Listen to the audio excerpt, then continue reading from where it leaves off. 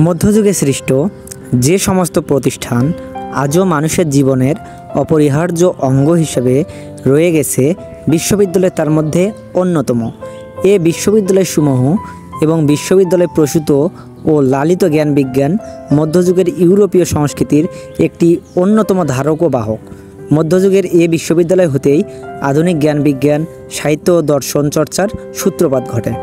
বিশ্ববিদ্যালয় শব্দের উৎপত্তি ইউনিভার্সিটিস নামক ল্যাটিন শব্দ হতে, যার অর্থ ছাত্র শিক্ষক সমাবেশ বা বিদ্যার্থীদের সংঘ। বিশ্ববিদ্যালয় বলতে আমরা এমন একটি প্রতিষ্ঠানকে বুঝি যার প্রধান হবেন একজন চ্যান্সেলর এবং যা কতকগুলো কলেজ দ্বারা বিভক্ত থাকবে। সেগুলো পরিচালিত হবে ডিন বা রেক্টরগণ দ্বারা এবং সেখানে প্রতিটি শিক্ষানুষদ দ্বারা নির্দিষ্ট কারিকুলাম অনুযায়ী নির্দিষ্ট সময়ে ডিগ্রি লাভে আগ্রহী বিদ্যার্থীদের শিক্ষা প্রদান করা হবে। মধ্যযুগে এ বিশ্ববিদ্যালয় প্রতিষ্ঠার ফলে ক্রমবর্ধমান বুদ্ধিবৃত্তি জাগ্রত হয়। বিক্ষিপ্তভাবে জ্ঞান চর্চার পরিবর্তে সংঘবদ্ধ ও পদ্ধতিগতভাবে জ্ঞান চর্চা শুরু হয় এবং মধ্যযুগের গতিহীন সমাজ গতিশীল হয়ে ওঠে। বিশ্ববিদ্যালয় প্রতিষ্ঠার পটভূমি। বিশ্ববিদ্যালয়ের উদ্ভব ঠিক কবে হয়েছিল তা সঠিকভাবে বলা কঠিন, তবে একথা সত্য যে 12 শতকে এগুলো পূর্ণতা পায়। বিশ্ববিদ্যালয়ের কোনো প্রতিষ্ঠাতা ছিল না এবং রাজা বা পোপের কোনো চার্টার প্রাপ্তও ছিল না। 12 শতকে জ্ঞানের যে উন্মেষ ঘটে তারই ফলশ্রুতিতে ক্রমান্বয়ে এগুলো গড়ে ওঠে। 9 শতকের সম্রাট শার্লামেনের সময় হতেই মঠ স্কুল ও ক্যাথেড্রাল স্কুলগুলোতে লেখাপড়া চলে আসছিল। উল্লেখ্য 800 খ্রিস্টাব্দে রাজ্যাভিষেকের পরই সম্রাট শার্লামেন তার সাম্রাজ্যের সকল মঠ ও গির্জায় শিক্ষাকেন্দ্র স্থাপনের নির্দেশ দেন। পরবর্তী সময়ে ভাইকিং আক্রমণে ইউরোপের শিক্ষা কার্যক্রম ব্যাহত হয়, তবে ধীরে ধীরে অবস্থার উন্নতি ঘটে। শহর বিকাশের ফলে যে অর্থনৈতিক সমৃদ্ধি ও স্থিতিশীলতা আসে তার ফলে ইউরোপের সর্বত্র শিক্ষা বিস্তারের পথ সুগম হয় এবং বিভিন্ন মঠে দ্রুত শিক্ষাকেন্দ্র গড়ে ওঠে। 12 শতকে মঠের বাইরেও বেশ কিছু শিক্ষাকেন্দ্র গড়ে ওঠে। 11 শতকে মঠ স্কুলগুলোর চেয়ে ক্যাথেড্রাল স্কুলগুলোর শিক্ষার মান উন্নত স্তরে পৌঁছায়। তাই আল্পস পর্বতের উত্তরে ক্যাথেড্রাল স্কুলগুলো হতেই মধ্যযুগের সর্বোৎকৃষ্ট সৃষ্টি ইউনিভার্সিটির উত্থান ঘটেছিল। ক্যাথেড্রাল স্কুলগুলোর শিক্ষার পাঠক্রম ছিল যাজক হওয়ার উপযোগী পাঠক্রম। গির্জা ও পোপতন্ত্র বিকশিত হওয়ার সাথে সাথে এবং জাগতিক প্রশাসনের কর্মকাণ্ড বৃদ্ধি পাওয়ায় যোগ্য প্রশাসক গড়ে তোলার প্রয়োজনে পাঠক্রম পরিবর্তন হয়। মঠকেন্দ্রিক স্কুলের বাইরে জাগতিক বিষয়কেন্দ্রিক বহু স্কুল এই সময়ে গড়ে ওঠে। প্রধানত ব্যবসায়িক ও অভিজাতদের সন্তানেরা এখানে পড়ালেখা করত। এসব স্কুল ছিল যাজকদের নিয়ন্ত্রণমুক্ত। এভাবে শিক্ষা চেতনা, শিক্ষার বিষয়বস্তু ও শিক্ষা প্রতিষ্ঠানের গুণগত পরিবর্তন ও সম্প্রসারণ ঘটতে থাকে। বাড়তে থাকে শিক্ষার্থীর সংখ্যা। ইউরোপে এ সময় নতুন নতুন শহর গড়ে ওঠায় ব্যবসা বাণিজ্য পরিচালনার জন্য শিক্ষিত নাগরিকদের চাহিদা ক্রমশই বাড়তে থাকে।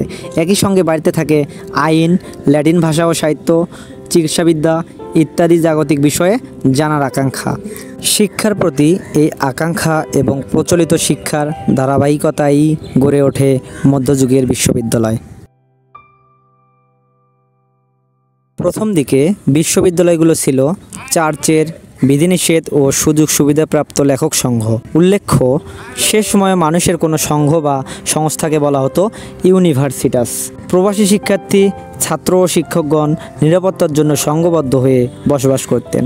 বোলোনাতে জার্মান, ইংলিশ এবং ফরাসি শিক্ষার্থীদের সংস্থা হিসাবে ইউনিভার্সিটাস গড়ে উঠেছিল। এভাবে ক্রমেই মানুষ সংশ্লিষ্ট স্কুলে শিক্ষার জন্য সুসংগঠিত প্রতিষ্ঠান গড়ে তোলার প্রয়োজনীয়তা উপলব্ধি করে। সুতরাং ছাত্র শিক্ষক উভয়ের স্বার্থেই সুসংবদ্ধ বিশ্ববিদ্যালয় গড়ে ওঠে।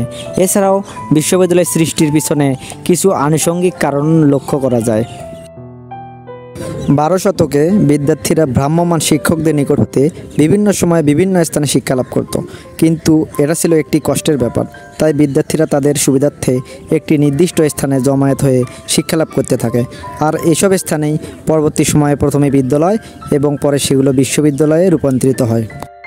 মুসলমানদের উন্নত সভ্যতা ও সংস্কৃতির সংস্পর্শে এসে স্কুলের ছাত্রদেরকে উচ্চশিক্ষা প্রদানের উদ্দেশ্যে ইউরোপে, বিশেষ করে ইতালি ধর্মনিরপেক্ষ স্কুলগুলোকে পরবর্তীকালে বিশ্ববিদ্যালয় হিসাবে গড়ে তোলা হয়। রাজকীয় প্রচেষ্টাতেও বিশ্ববিদ্যালয় প্রতিষ্ঠিত হয়।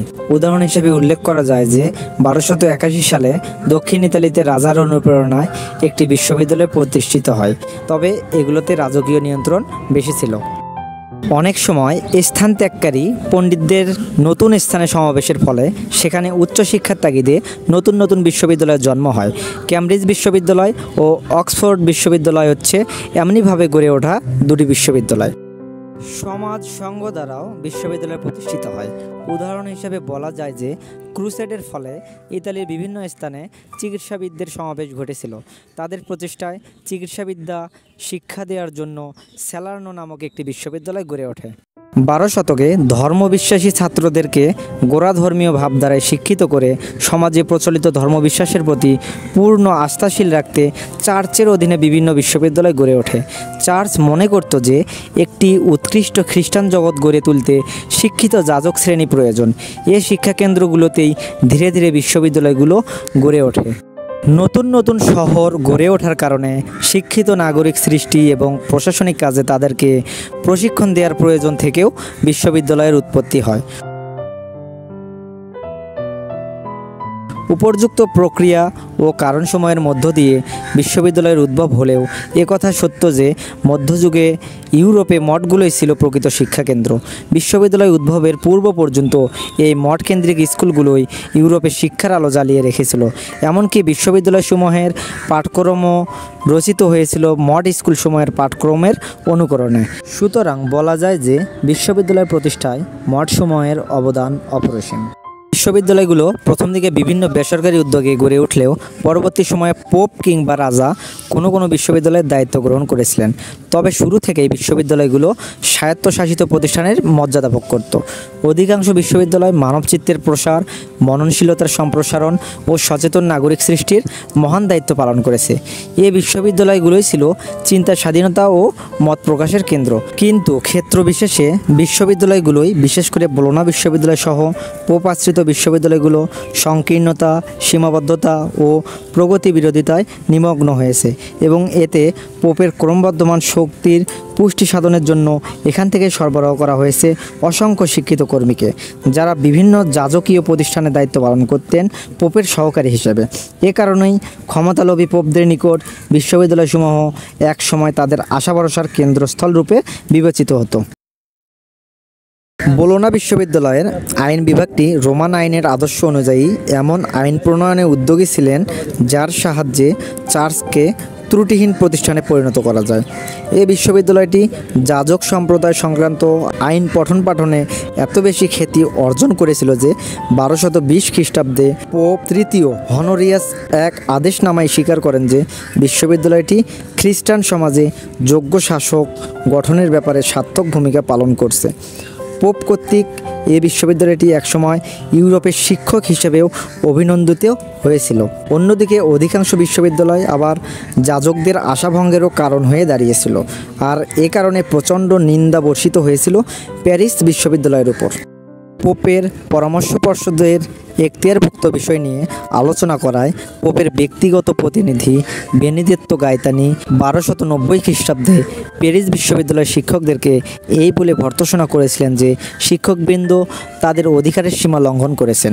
ভবিষ্যতে এ ধরনের কাজের পুনরাবৃত্তি হলে শিক্ষকদের পদ, সম্মান ও বৃত্তি কেড়ে নেওয়া হবে বলে সতর্ক করা হয়। কিন্তু এসব সত্ত্বেও ফরাসি সম্রাট ও ফরাসি চার্চের স্বতন্ত্র ক্ষমতা ও অধিকার প্রতিষ্ঠার সংগ্রামে লিপ্ত হয়। এমনকি চার্চের শাসন ব্যবস্থা গণতান্ত্রিক করার জন্য তারা সোচ্চার হয় এবং পোপের উগ্র সমালোচকের ভূমিকায় অবতীর্ণ হয়। মধ্যযুগে ইউরোপের কয়েকটি সেরা বিশ্ববিদ্যালয়। স্যালার্নো বিশ্ববিদ্যালয়। স্যালার্নো বিশ্ববিদ্যালয়কে প্রথম ইউরোপীয় বিশ্ববিদ্যালয় হিসাবে অভিহিত করা চলে। সম্ভবত 10 শতকে স্যালার্নোতে একটি চিকিৎসা বিদ্যালয় স্থাপিত হয়েছিল। এই প্রাচীন বিদ্যালয় পরবর্তীকালে স্যালার্নো বিশ্ববিদ্যালয়ে পরিণত হয়। গ্রিক, ল্যাটিন, আরব ও ইহুদি চিকিৎসা শাস্ত্রের সমন্বয়ে এখানে চিকিৎসাবিদ্যা শিক্ষা দেওয়া হতো। বোলোনা বিশ্ববিদ্যালয়। বোলোনা বিশ্ববিদ্যালয়ের একটি নিজস্ব ইতিহাস আছে। 12 শতকে প্রথম দিকে কিছু সংখ্যক সচ্ছল ও পরিণত বয়স্ক শিক্ষার্থী মিলে একটি সংস্থা গঠন করে, যা পরবর্তী সময়ে বিশ্ববিদ্যালয়ে পরিণত হয়। এই বিশ্ববিদ্যালয়টি আইনশাস্ত্রের অধ্যয়নের জন্য বিখ্যাত রোমান আইনবিদ ইরিনেরিয়াসের নেতৃত্বে এই বিশ্ববিদ্যালয়টি আইন চর্চার পীঠস্থানে পরিণত হয়। 1140 খ্রিস্টাব্দে গ্যাটিয়ানের উদ্যোগে এখানে ক্যানন আইন ও শিক্ষাদানের ব্যবস্থা করা হয়। 12 শতকের বিখ্যাত পোপ তৃতীয় আলেকজান্ডার ছিলেন বোলোনা বিশ্ববিদ্যালয় এবং গ্যাটিয়ানের সরাসরি ছাত্র। পোপ তৃতীয় ইনোসেন্টও ছিলেন বোলোনা বিশ্ববিদ্যালয়ের ছাত্র। ক্যানোনিস্টরাই পরবর্তীকালে পোপের আধ্যাত্মিক ও জাগতিক উভয় বিষয়ে সর্বময় ক্ষমতা প্রতিষ্ঠার পরিকল্পনা করেছিল। 1219 খ্রিস্টাব্দে পোপ তৃতীয় হনোরিয়াস স্নাতক উপাধি দানের জন্য কিছু বিধিবিধান প্রবর্তন করেন। বোলোনার আর্চডেকনের সম্মতি সাপেক্ষে এ উপাধি দান করা হতো।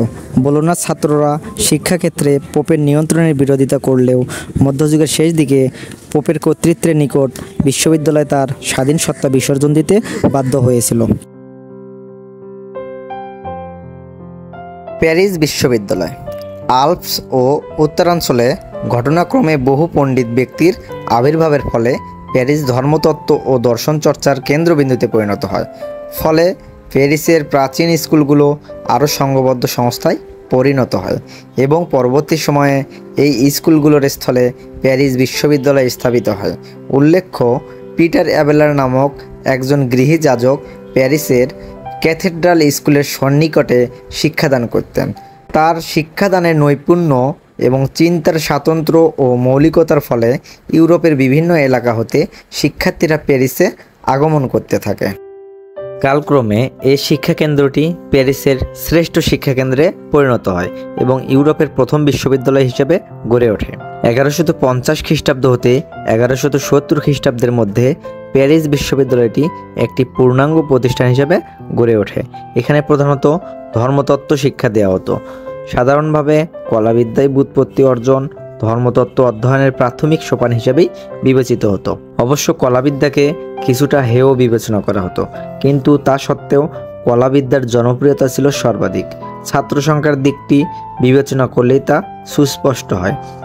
1362 খ্রিস্টাব্দে প্যারিস বিশ্ববিদ্যালয়ে কলাবিদ্যায় উত্তীর্ণ ছাত্র সংখ্যা ছিল 441 জন। ধর্মতত্ত্বের ছাত্র সংখ্যা ছিল 25 জন, ক্যানন আইনে 11 জন।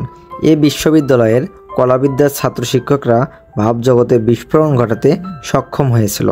13 শতকে প্যারিস বিশ্ববিদ্যালয়ে প্রধানত কলা, ধর্মতত্ত্ব ও ক্যানন আইন এই তিনটি বিভাগের মধ্যেই পড়ালেখা সীমাবদ্ধ ছিল। অবশ্য চিকিৎসা শাস্ত্র তখনও কলা বিভাগের অন্তর্গত ছিল।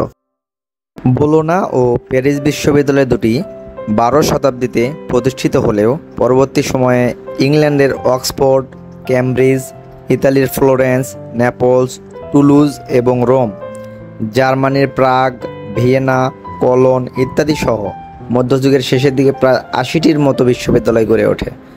প্যারিস বিশ্ববিদ্যালয় পরিচালনার জন্য সর্বপ্রথম একটি সংবিধান ও আইন প্রণয়ন করা হয়। অন্যান্য বিশ্ববিদ্যালয়গুলোও এটাকে অনুসরণ করে। এজন্য প্যারিস বিশ্ববিদ্যালয়কে বলা হয় বিশ্ববিদ্যালয়সমূহের মাতা এবং মধ্যযুগের সিনাই। মধ্যযুগের বিশ্ববিদ্যালয়সমূহ প্রধানত দুটি মডেলকে কেন্দ্র করে গড়ে ওঠে। একটি বোলোনা বিশ্ববিদ্যালয় মডেল, অন্যটি প্যারিস বিশ্ববিদ্যালয় মডেল। ইতালি, স্পেন, দক্ষিণ ফ্রান্স ইত্যাদি স্থান তথা দক্ষিণ ইউরোপের বিশ্ববিদ্যালয়গুলো গড়ে ওঠে বোলোনা বিশ্ববিদ্যালয় অনুকরণে। এসব বিশ্ববিদ্যালয়ে শিক্ষক নিয়োগ, শিক্ষকদের বেতন প্রদান, অযোগ্যতার অভিযোগে শিক্ষকদের চাকরিচ্যুত করা ইত্যাদি সহ বিশ্ববিদ্যালয় পরিচালনার প্রায় সব দায়িত্ব পালন করত ছাত্ররা। অর্থাৎ বিশ্ববিদ্যালয়ের সবচেয়ে সরব ও প্রতিপত্তিশালী অংশ হওয়ায় ছাত্ররাই সব দিক দিয়ে প্রভুত্ব করত। এই কারণে পাঠ্যতালিকা নির্বাচন এবং শিক্ষকদের শিক্ষাদান বিষয়েও চূড়ান্ত মতামত দিত ছাত্ররা। কোনো শিক্ষকের বক্তৃতা পছন্দ না হলে তাকে বর্জন করা হতো। এ জাতীয় অসম্মান এড়াতে শিক্ষকরাও ধীরে ধীরে নিজেদেরকে সংঘবদ্ধ করেন এবং শিক্ষক সংঘ গড়ে তোলেন। এই সংগঠনটিই পরবর্তীকালে শিক্ষকদের শিক্ষাদানের অনুমতি দিত। আইন ও চিকিৎসাবিদ্যায় ছিল প্রধানত এসব বিশ্ববিদ্যালয়ের প্রধান পাঠ্য। অন্যদিকে ইউরোপের উত্তরাংশের বিশ্ববিদ্যালয়গুলো প্রতিষ্ঠিত হয়েছিল মূলত প্যারিস বিশ্ববিদ্যালয়ের অনুকরণে। এইসব বিশ্ববিদ্যালয়ের পাঠ্যক্রম যেমন ছিল বিস্তৃত, তেমনি পরিচালনা পদ্ধতিও ছিল সম্পূর্ণ ভিন্ন। আইন ও চিকিৎসাবিদ্যা ছাড়াও কলা ও ধর্মীয় বিষয়ে শিক্ষা দেওয়া হতো। প্রতিটি বিষয়ের জন্য ছিল এক একটি ফ্যাকাল্টি। ফ্যাকাল্টির পরিচালক হতেন একজন ডিন, যিনি নির্বাচিত হতেন। কোনো কোনো বিশ্ববিদ্যালয়ে দরিদ্র ছাত্রদের বাসস্থানের ব্যবস্থা করা হতো। এগুলো কলেজ নামে পরিচিত ছিল। আবাসিক ব্যবস্থার এ ধারাবাহিকতায় পরবর্তী সময়ে অক্সফোর্ড ও ক্যামব্রিজ বিশ্ববিদ্যালয় আবাসিক বিশ্ববিদ্যালয় হিসেবে গড়ে ওঠে। শিক্ষা পদ্ধতি। মধ্যযুগে বিশ্ববিদ্যালয়ের পাঠক্রম দুই ভাগে বিভক্ত ছিল, যথা ট্রিভিয়াম এবং কোয়াড্রিভিয়াম। ট্রিভিয়াম পর্যায়ে প্রধানত 3টি এবং কোয়াড্রিভিয়াম পর্যায়ে প্রধানত 4টি বিষয়ে পড়ালেখা করতে হতো। তবে মধ্যযুগে বিশ্ববিদ্যালয়ের পাঠক্রম আধুনিক যুগের পাঠক্রম অপেক্ষা অনেকাংশে ভিন্ন ছিল। সে সময়ে ইতিহাস ও প্রাকৃতিক বিজ্ঞানের কোনো বিষয় পড়ানো হতো না। প্রাথমিক পর্যায়ে বিশ্ববিদ্যালয়গুলোতে ব্যাকরণ, অলঙ্কারশাস্ত্র এবং যুক্তিবিদ্যার পাশাপাশি আইন, চিকিৎসাশাস্ত্র, ধর্মশাস্ত্র ইত্যাদির ন্যায় অন্তত একটি পেশাগত বিষয়ে 4 অথবা 5 বছর শিক্ষা গ্রহণের পর চূড়ান্ত পরীক্ষার মাধ্যমে ছাত্ররা স্নাতক ডিগ্রি লাভ করত। এরপর আরও 3 অথবা 4 বছর গণিত, জ্যামিতি, জ্যোতির্বিদ্যা ও সঙ্গীত শাস্ত্রে শিক্ষালাভের পর তারা মাস্টার ডিগ্রি লাভ করত। তবে কমপক্ষে 30 অথবা 35 বছর বয়স পর্যন্ত লেখাপড়া করার পর অধিক বিষয়ে সর্বোচ্চ ডিগ্রি লাভকারীকেই কেবলমাত্র ডক্টর ডিগ্রি দেওয়া হতো। এই ডিগ্রি শিক্ষকতার উপযুক্ত বলে বিবেচিত ছিল।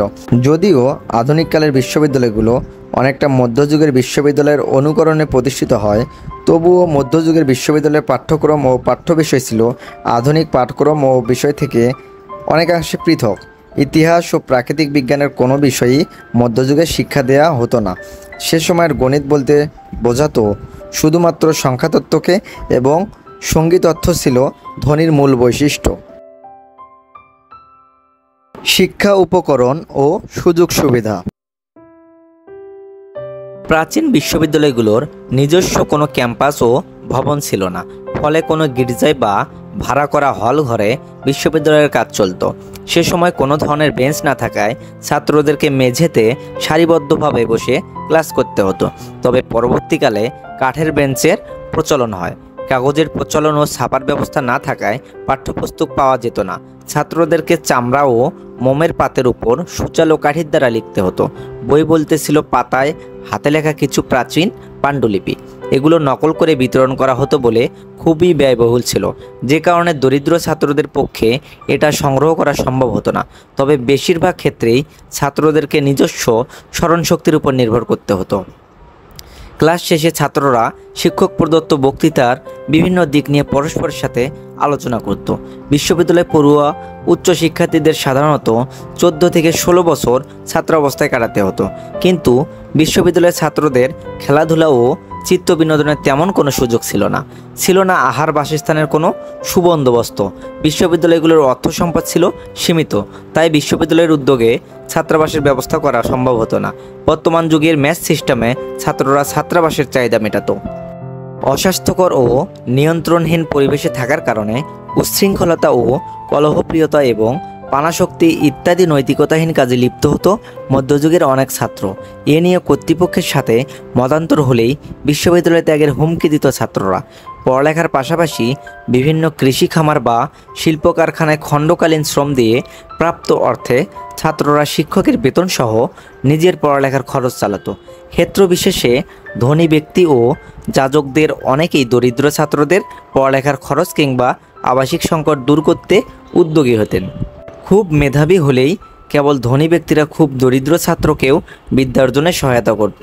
অন্যদিকে সন্ন্যাস ব্রত গ্রহণে আগ্রহী ছাত্রদেরকেই বিভিন্ন ধর্মীয় সম্প্রদায় সাহায্য করত। কিন্তু কম মেধাবী ও অযাজক ছাত্রদের অবস্থা ছিল করুণ। সম্রাট নবম লুইয়ের পারিবারিক যাজক রবার্ট ডি সরবন ছিলেন এমনই একজন উদ্যোগী, যিনি 1258 খ্রিস্টাব্দে 16 জন ছাত্রের বসবাসের উপযোগী একটি বাড়ি ছাত্রাবাস হিসেবে দান করেছিলেন। পরবর্তী সময় প্যারিস বিশ্ববিদ্যালয়ের অধীনে তিনি কলেজ ডি সরবন নামে একটি কলেজ প্রতিষ্ঠা করেন, যা সরবন বিশ্ববিদ্যালয় নামে বিশ্বের অন্যতম প্রাচীন আবাসিক বিশ্ববিদ্যালয় হিসেবে গড়ে ওঠে। এভাবে নানা সমস্যা ও সীমাবদ্ধতার মধ্য দিয়ে এগিয়ে চলে মধ্যযুগে বিশ্ববিদ্যালয়ের ছাত্রদের শিক্ষাজীবন।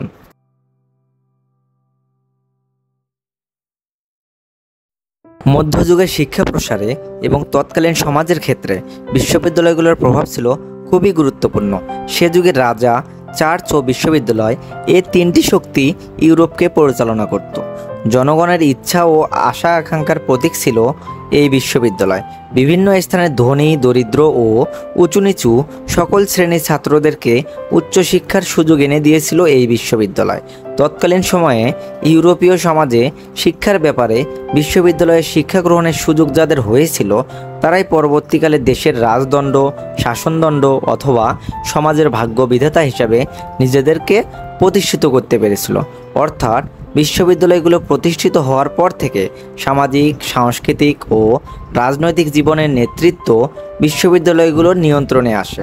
তাই সমাজ প্রগতির ক্ষেত্রে মধ্যযুগীয় বিশ্ববিদ্যালয়গুলোর গুরুত্ব ছিল অপরিসীম। বিশ্ববিদ্যালয়গুলোর গুরুত্ব সম্পর্কে জে.ই. সয়েন বলেন, the university played an important part not only in establishing the culture of the Middle Age but also in paving the way for the cultural developments of the later periods. মধ্যযুগের ইউরোপীয় বিশ্ববিদ্যালয়গুলো ইউরোপের চারদিকে একটি জ্ঞানের দীপশিখা প্রজ্বলিত করেছিল। তাছাড়া সামাজিক ও রাজনৈতিক সচেতনতা সৃষ্টি ও মানবিক গুণাবলী বিকাশে বিশ্ববিদ্যালয়ের ভূমিকা ছিল খুবই গুরুত্বপূর্ণ। এই বিশ্ববিদ্যালয়গুলোর শিক্ষায় ধনী গরিব নির্বিশেষে সকল মানুষকে সমাজের উঁচু স্তরে পৌঁছার সুযোগ করে দিয়েছিল। সামন্ত প্রভুদের অত্যাচার, অবিচার ও নির্যাতনের হাত হতে সাধারণ জনগণের অধিকার আদায়ে বিশ্ববিদ্যালয়সমূহ গুরুত্বপূর্ণ ভূমিকা পালন করে। এমনকি একথা বলা যায় যে বিশ্ববিদ্যালয়সমূহ জ্ঞানের যে মশাল জেলে রেখেছিল, তারই অনিবার্য ফল ছিল ইউরোপীয় রেনেসাঁ।